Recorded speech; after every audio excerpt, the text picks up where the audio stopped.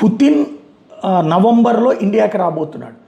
ఆ సందర్భంగా జరిగిందా లేకపోతే ఇప్పటికే మీటింగ్ జరిగింది? ఎందుకంటే ఒకటి మనకు సంబంధించినటువంటి దళాలకు సంబంధించిన ప్రతినిధులతో పక్కన సపరేట్ మీటింగ్ మోడీ పెట్టుకొచ్చారు. ఏం జరిగిందో తెలియదు కానీ తాజాగా అంతర్జాతీయ మీడియా ఫోకస్ చేస్తుంది ఏంటంటే ఇండియా రష్యా మధ్యన ఏదైతే పరస్పర అంగీకార సైనిక బదిలీ 3,000 మంది సైనికులు వాళ్ళు మన భూభాగంలో పనిచేస్తారట, మన వాళ్ళు 3,000 మంది వాళ్ళ భూభాగంలో పనిచేస్తారట.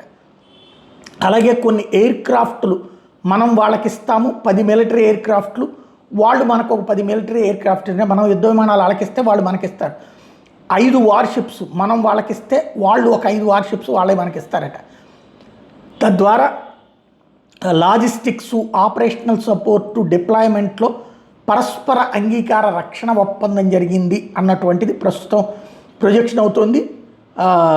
ఇద్దరి మధ్యన బంధాలకి సంబంధించి ఇది మిలిటరీ ప్రెజెన్స్కి సంబంధించి కూడా కీలక ఒప్పందం అవుతుంది.